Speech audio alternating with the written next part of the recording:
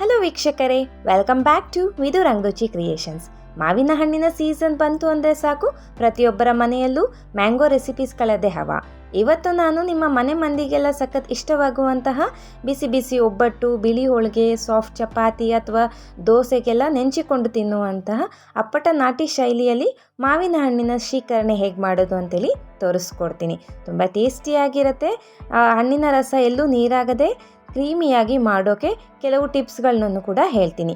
ವಿಡಿಯೋನ ಎಲ್ಲೂ ಸ್ಕಿಪ್ ಮಾಡದೆ ಕೊನೆಯ ತನಕ ನೋಡಿ. ಬನ್ನಿ ಹಾಗಾದರೆ ಹೇಗೆ ಮಾಡೋದು ಅಂತೇಳಿ ನೋಡೋಣ. ಮೊದಲಿಗೆ ಸೀಕರಣೆ ಮಾಡೋದಕ್ಕೆ ನೋಡಿ, ನಾನಿಲ್ಲಿ ಮಾವಿನ ಹಣ್ಣನ್ನು ತೊಗೊಂಡಿದ್ದೀನಿ. ನೀವು ಯಾವ ರೀತಿಯಾಗಿರುವಂಥ ಮಾವಿನ ಹಣ್ಣಾದರೂ ತೊಗೊಳ್ಬೋದು. ಇಲ್ಲಿ ನಾನು ಸಿಂಧೂರ ಹಣ್ಣನ್ನು ತೊಗೊಂಡಿದ್ದೀನಿ, ಅಂದರೆ ನೀವು ಬಾದಾಮಿ, ಮಲ್ಲಿಕ ಯಾವುದಾದ್ರೂ ತೊಗೊಳ್ಬೋದು. ಮೊದಲಿಗೆ ಮಾವಿನ ಹಣ್ಣನ್ನು ಚೆನ್ನಾಗಿ ತೊಳ್ಕೊಂಡಿದ್ದೀನಿ. ಹಾಗೆ ಮೇಲ್ಗಡೆ ಇರುವಂತಹ ತೊಟ್ಟನ್ನ ಕಟ್ ಮಾಡ್ಕೊಳ್ಬೇಕು. ತೊಟ್ಟನ್ನ ಕಟ್ ಮಾಡಿಕೊಂಡು ಈ ರೀತಿಯಾಗಿ ನಾನು ಮಾವಿನ ಹಣ್ಣನ್ನು ಕಟ್ ಮಾಡ್ಕೊಳ್ತಾ ಇದ್ದೀನಿ. ಯಾಕೆಂದರೆ ಇವಾಗ ಬರುವಂಥ ಮಾವಿನ ಹಣ್ಣಲ್ಲಿ ಒಳಗಡೆ ಕೆಟ್ಟೋಗಿರುತ್ತೆ, ಗೊತ್ತಾಗೋದಿಲ್ಲ, ಮತ್ತು ಹುಳಗಳು ಇರುತ್ತೆ. ಅದಕ್ಕೋಸ್ಕರ ಈ ರೀತಿ ಕಟ್ ಮಾಡಿಕೊಂಡು ಮಾವಿನ ಹಣ್ಣನ್ನು ತೊಗೊಳ್ಬೇಕಾಗತ್ತೆ. ನೋಡಿ, ಈ ರೀತಿ ನಾನು ಎರಡು ಕಡೆ ಎಲ್ಲ ಚೆನ್ನಾಗಿ ಕಟ್ ಮಾಡ್ಕೊಳ್ತಾ ಇದ್ದೀನಿ. ನಾವು ಈ ಸಿಪ್ಪೆಯಿಂದ ಹಣ್ಣನ್ನ ಬೇರ್ಪಡಿಸ್ಕೊಳ್ಬೇಕಾಗತ್ತೆ. ಅದಕ್ಕೋಸ್ಕರ ಮುಂಚೆ ಎಲ್ಲ ನೀವು ಹಾಗೆ ಮಾವಿನ ಹಣ್ಣನ್ನು ಮೇಲ್ಗಡೆ ಸಿಪ್ಪೆ ತಗೊಂಡು ಹಾಗೆ ಹಿಂಡ್ಕೊಳ್ಬೋದಾಗಿತ್ತು. ಬಟ್ ಇವಾಗ ಮಾವಿನ ಹಣ್ಣುಗಳು ಅಷ್ಟು ಚೆನ್ನಾಗಿ ಬರೋದಿಲ್ಲ. ಅದಕ್ಕೆ ನೋಡಿಕೊಂಡು ಮಾವಿನ ಹಣ್ಣನ್ನು ಹಿಂಡ್ಕೊಳ್ಳಿ. ಅದಕ್ಕೆ ನಾನು ಮೊದಲಿಗೆ ಇಲ್ಲಿ ಕಟ್ ಮಾಡ್ಕೊಳ್ತಿದ್ದೀನಿ ಮಾವಿನ ಹಣ್ಣನ್ನು. ಇದೇ ರೀತಿ ನಾನು ಇಲ್ಲಿ ಎಲ್ಲ 4 ಮಾವಿನ ಹಣ್ಣನ್ನು ಕೂಡ ಕಟ್ ಮಾಡ್ಕೊಂಡಿದ್ದೀನಿ. ನೋಡಿ, ಇವಾಗ ಬನ್ನಿ ಒಂದು ಬಟ್ಲಿಗೆ ನಾವು ಮಾವಿನ ಹಣ್ಣನ್ನು ಬೇರ್ಪಡಿಸ್ಕೊಳ್ಬೇಕು ಸಿಪ್ಪೆಯಿಂದ. ನೋಡಿ, ನಾನಿಲ್ಲಿ ಇದೇ ರೀತಿ ಸ್ಪೂನಿನ ಸಹಾಯದಿಂದ ಬೇರ್ಪಡಿಸ್ಕೊಳ್ತಾ ಇದ್ದೀನಿ. ನೋಡಿ, ಈ ರೀತಿ ಸ್ವಲ್ಪ ಸ್ವಲ್ಪನೇ ತಕ್ಕೊಂಡು ಬೇರ್ಪಡಿಸ್ಕೊಳ್ಳಿ. ಅಥವಾ ನೀವು ಚಾಕುವಲ್ಲಿ ಮಧ್ಯದಲ್ಲಿ ಸಣ್ಣ ಸಣ್ಣದಾಗಿ ಕಟ್ ಮಾಡಿಕೊಂಡು ಕೂಡ ತಕ್ಕೊಳ್ಬೋದು. ಅಥವಾ ಈ ರೀತಿ ಸ್ಪೂನಿನ ಸಹಾಯದಿಂದ ಕೂಡ ಹಣ್ಣನ್ನು ಬೇರ್ಪಡಿಸ್ಕೊಳ್ಬೋದು. ತುಂಬ ದಪ್ಪ ದಪ್ಪ ತಗೊಳ್ಬೇಡಿ, ಸ್ವಲ್ಪ ಸಣ್ಣ ಸಣ್ಣದಾಗಿ ತಕ್ಕೊಳ್ಬೇಕಾಗತ್ತೆ ಸ್ಪೂನಿಂದ. ನೋಡಿ, ನಾನು ವಿಡಿಯೋದಲ್ಲಿ ತೋರಿಸ್ತಿದ್ದೀನಲ್ವಾ, ಈ ರೀತಿಯಾಗಿ ಹಣ್ಣನ್ನು ಬೇರ್ಪಡಿಸ್ಕೊಳ್ಳಿ. ಅಥವಾ ನೀವು ಚಾಕುನಲ್ಲಿ ತುಂಬ ಚಿಕ್ಕದಾಗಿ ಕಟ್ ಮಾಡಿಕೊಂಡು ಕೂಡ ತಗೊಳ್ಬೋದು. ನೋಡ್ತಿದ್ದೀರಲ್ಲ, ಈ ರೀತಿಯಾಗಿ ನಾನು ಸ್ಪೂನಿನ ಸಹಾಯದಿಂದ ಹಣ್ಣನ್ನೆಲ್ಲ ಬೇರ್ಪಡಿಸ್ಕೊಳ್ತಾ ಇದ್ದೀನಿ. ಮಾವಿನ ಹಣ್ಣು ನೋಡ್ಕೊಂಡು ತಗೊಳ್ಳಿ. ಮತ್ತು ನೀವು ಸಿಹಿನ ಮಾವಿನ ಹಣ್ಣು ಮುಂಚೆನೇ ನೋಡ್ಕೊಂಡ್ಬಿಡಿ. ಯಾಕೆ ಅಂದರೆ ಸಕ್ಕರೆ ಅಥವಾ ಬೆಲ್ಲನ ನೀವು ಸೇರಿಸ್ಕೊಳ್ಬೇಕಾಗತ್ತಲ್ವ. ಮಾವಿನ ಹಣ್ಣು ತುಂಬ ಸಿಹಿ ಇದ್ದರೆ ಕಮ್ಮಿ ಪ್ರಮಾಣ ತೊಗೊಳ್ಬೇಕಾಗತ್ತೆ ಸಕ್ಕರೆನ, ಅಥವಾ ಮಾವಿನ ಹಣ್ಣು ಹುಳಿ ಇತ್ತು ಅಂದರೆ ಸ್ವಲ್ಪ ಜಾಸ್ತಿ ತೊಗೊಳ್ಬೇಕಾಗತ್ತೆ. ಅದಕ್ಕೆ ಮೊದಲಿಗೆ ಮಾವಿನ ಹಣ್ಣು ಟೇಸ್ಟ್ ನೋಡಿಕೊಂಡು ಸಕ್ಕರೆ ಅಥವಾ ಬೆಲ್ಲನ ನೀವು ಸೇರಿಸ್ಕೊಳ್ಬೇಕಾಗತ್ತೆ. ಹಾಗೆ ನಮ್ಮ ಚಾನಲಲ್ಲಿ ಮಾವಿನ ಹಣ್ಣಿನ ಹೋಳಿಗೆ ಹೇಗೆ ಮಾಡೋದು ಅಂತೇಳಿ ಕೂಡ ಕೊಟ್ಟಿದ್ದೀನಿ. ತುಂಬ ಟೇಸ್ಟಿಯಾಗಿದೆ. ಐ ಕಾರ್ಡ್ ಕೂಡ ಹಾಕಿರ್ತೀನಿ, ಹಾಗೆ ಡಿಸ್ಕ್ರಿಪ್ಷನ್ ಬಾಕ್ಸಲ್ಲಿ ಲಿಂಕ್ ಹಾಕಿರ್ತೀನಿ. ನೀವು ಹೋಗಿ ನೋಡಿ. ಮಾವಿನ ಹಣ್ಣು ಸೀಸನ್ ಮುಗಿಯೋಷ್ಟರಲ್ಲಿ ಮ್ಯಾಂಗೋ ಹೋಳಿಗೆನ ಟ್ರೈ ಮಾಡಿ, ತುಂಬ ಟೇಸ್ಟಿಯಾಗಿರುತ್ತೆ. ನೋಡಿ, ಇದೇ ರೀತಿ ನಾನು ಎಲ್ಲ ಹಣ್ಣನ್ನು ಕೂಡ ಬೇರ್ಪಡಿಸ್ಕೊಳ್ತೀನಿ ಸಿಪ್ಪೆಯಿಂದ. ನೋಡಿ, ಎಲ್ಲ ಬೇರ್ಪಡಿಸ್ಕೊಂಡಿದ್ದೀನಿ. ಈಗ ವಾಟೆ ಇರುತ್ತಲ್ವ, ಅದು ಕೂಡ ಕೈಯಲ್ಲಿ ಈ ರೀತಿ ಹಿಂಡ್ಕೊಳ್ಳಿ.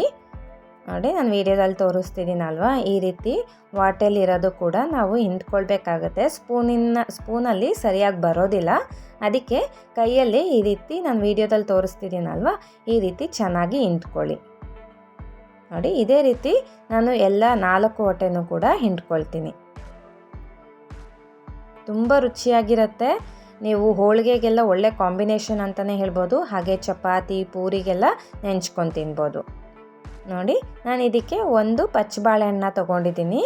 ಈ ಪಚ್ಚ ಬಾಳೆಹಣ್ಣು ದೊಡ್ಡ ಬಾಳೆಹಣ್ಣು ತೊಗೊಂಡ್ರೆ ಚೆನ್ನಾಗಿರುತ್ತೆ. ಏಲಕ್ಕಿ ಬಾಳೆಹಣ್ಣಿಗಿನ ಈ ರೀತಿಯಾಗಿರುವಂತಹ ಬಾಳೆಹಣ್ಣು ತೊಗೊಳ್ಳಿ, ತುಂಬ ಟೇಸ್ಟ್ ಕೊಡುತ್ತೆ. ನೋಡಿ, ನಾನು ಇದನ್ನು ಬಾಳೆಹಣ್ಣು ಕೂಡ ಈ ರೀತಿ ಚಿಕ್ಕದಾಗಿ ಕಟ್ ಮಾಡ್ಕೊಂಡು ಹಾಕ್ಕೊಳ್ತೀನಿ. ಅಥವಾ ನೀವು ಕೈಯಲ್ಲೇ ಸ್ವಲ್ಪ ಸ್ಮ್ಯಾಶ್ ಮಾಡ್ಕೊಂಡು ಕೂಡ ಹಾಕ್ಕೊಳ್ಬೋದು, ತುಂಬ ಚೆನ್ನಾಗಿರುತ್ತೆ.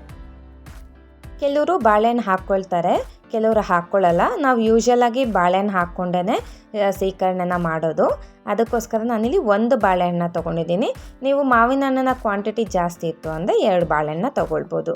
ನೋಡಿ, ಇದಕ್ಕೆ ನಾನು ರುಚಿಗೆ ತಕ್ಕಷ್ಟು ಬೆಲ್ಲನ ಸೇರಿಸ್ಕೊಳ್ತಾ ಇದ್ದೀನಿ. ನಾನಿಲ್ಲಿ 3 ಟೇಬಲ್ ಸ್ಪೂನ್ ಆಗೋಷ್ಟು ಬೆಲ್ಲನ ತೊಗೊಂಡಿದ್ದೀನಿ. ಹಾಗೆ 1 ಟೀ ಸ್ಪೂನ್ ಆಗುವಷ್ಟು ಏಲಕ್ಕಿ ಪುಡಿನ ಹಾಕ್ಕೊಂಡಿದ್ದೀನಿ. ಹಾಗೆ ಇದಕ್ಕೆ ನಾನು ಸ್ವಲ್ಪ ಹಾಲನ್ನು ಸೇರಿಸ್ಕೊಳ್ತಾ ಇದ್ದೀನಿ. ಹಾಲು ನೋಡಿಕೊಂಡು ಸೇರಿಸ್ಕೊಳ್ಳಿ, ತುಂಬ ನೀರಾಗಿ ಆಗಬಾರ್ದು. ಕನ್ಸಿಸ್ಟೆನ್ಸಿ ಕರೆಕ್ಟಾಗಿದ್ರೇ ಚೆನ್ನಾಗಿರುತ್ತೆ. ತುಂಬ ನೀರಾಗಿಬಿಟ್ರೆ ನೆಂಚ್ಕೊಂಡು ತಿನ್ನೋದಕ್ಕೆ ಬರೋದಿಲ್ಲ. ನೋಡಿ ಇವಾಗ ನಾನು ಅರ್ಧ ಕಪ್ ಆಗೋಷ್ಟು ಹಾಲನ್ನ ಹಾಕ್ಕೊಂಡು ಚೆನ್ನಾಗಿ ಮಿಕ್ಸ್ ಮಾಡ್ಕೊಳ್ತಾ ಇದ್ದೀನಿ. ನಾನಿಲ್ಲಿ ಬೆಲ್ಲನ ಬ್ರೌನ್ ಕಲರ್ ಬೆಲ್ಲ ತೊಗೊಂಡಿದ್ದೆ, ಅದಕ್ಕೋಸ್ಕರ ಸ್ವಲ್ಪ ಕಲರ್ ಕೂಡ ಚೇಂಜ್ ಆಗ್ತಿದೆ. ನೀವು ಬಿಳೆ ಬೆಲ್ಲ ಹಾಕ್ಕೊಂಡ್ರೆ ಕಲರ್ ಹಾಗೆ ಇರುತ್ತೆ, ಚೆನ್ನಾಗಿರುತ್ತೆ. ನೀವು ಬೆಲ್ಲ ಬದಲು ಸಕ್ಕರೆ ಕೂಡ ಹಾಕ್ಕೊಳ್ಬೋದು, ಬಟ್ ಬೆಲ್ಲ ಹಾಕ್ಕೊಂಡ್ರೆ ತುಂಬ ಟೇಸ್ಟ್ ಕೊಡುತ್ತೆ. ನೋಡಿ ನಾನು ಇವಾಗ ಇನ್ನೂ ಸ್ವಲ್ಪ ಕಾಲು ಮಿಕ್ಕಿತ್ತಲ್ವ ಹಾಲು ಎಲ್ಲ ಹಾಕ್ಕೊಂಡಿದ್ದೀನಿ, ಯಾಕೆಂದರೆ ಸ್ವಲ್ಪ ಕನ್ಸಿಸ್ಟೆನ್ಸಿ ತಿಕ್ಕಾಗಿತ್ತು. ನೋಡಿ ಇವಾಗ ಇನ್ನು ಮಿಕ್ಕಿದೆಲ್ಲ ಹಾಲು ಹಾಕ್ಕೊಂಡು ಕಲಿಸ್ಕೊಳ್ತಾ ಇದ್ದೀನಿ. ನೋಡಿ ಈ ರೀತಿ ಕನ್ಸಿಸ್ಟೆನ್ಸಿ ಇದ್ದರೆ ತುಂಬ ಚೆನ್ನಾಗಿರುತ್ತೆ. ಇಲ್ಲಿ ತುಂಬ ನೀರಾಗೂ ಇಲ್ಲ, ತುಂಬ ಗಟ್ಟಿಯಾಗೂ ಇಲ್ಲ. ಈ ಕನ್ಸಿಸ್ಟೆನ್ಸಿಯಲ್ಲಿ ಇದ್ದರೆ ತುಂಬ ಚೆನ್ನಾಗಿರುತ್ತೆ. ನೋಡಿದ್ರಲ್ವ ಎಷ್ಟು ಸುಲಭವಾಗಿ ಮಾವಿನ ಹಣ್ಣಿನ ಸೀಕರಣೆ ಮಾಡೋದು ಅಂಥೇಳಿ. ನೀವು ಕೂಡ ಇವಾಗ ಮಾವಿನ ಹಣ್ಣಿನ ಸೀಸನ್ ಇರೋದ್ರಿಂದ ಒಮ್ಮೆ ಮನೆಯಲ್ಲಿ ಟ್ರೈ ಮಾಡಿ ಹೇಗೆ ಬಂತು ಅಂತೇಳಿ ಕಮೆಂಟ್ ಮಾಡಿ. ಈ ವಿಡಿಯೋ ಮೂಲಕ ಮಾಡಿ ತೋರಿಸಿರುವ ಮಾವಿನ ಹಣ್ಣಿನ ಸೀಕರಣೆ ನಿಮ್ಮೆಲ್ರಿಗೂ ಇಷ್ಟ ಆಗಿದೆ ಅಂತ ಅಂದ್ಕೊಂಡಿದ್ದೀನಿ. ಇಷ್ಟ ಆಗಿದ್ರೆ please like, share and subscribe. ಇದೇ ಥರ ಒಳ್ಳೊಳ್ಳೆ ಈಸಿ, ಟೇಸ್ಟಿ ಆ್ಯಂಡ್ ಹೆಲ್ತಿ ರೆಸಿಪೀಸ್ಗೋಸ್ಕರ ನಮ್ಮ ಚಾನಲ್ನ ಫಾಲೋ ಮಾಡಿ. Thank you.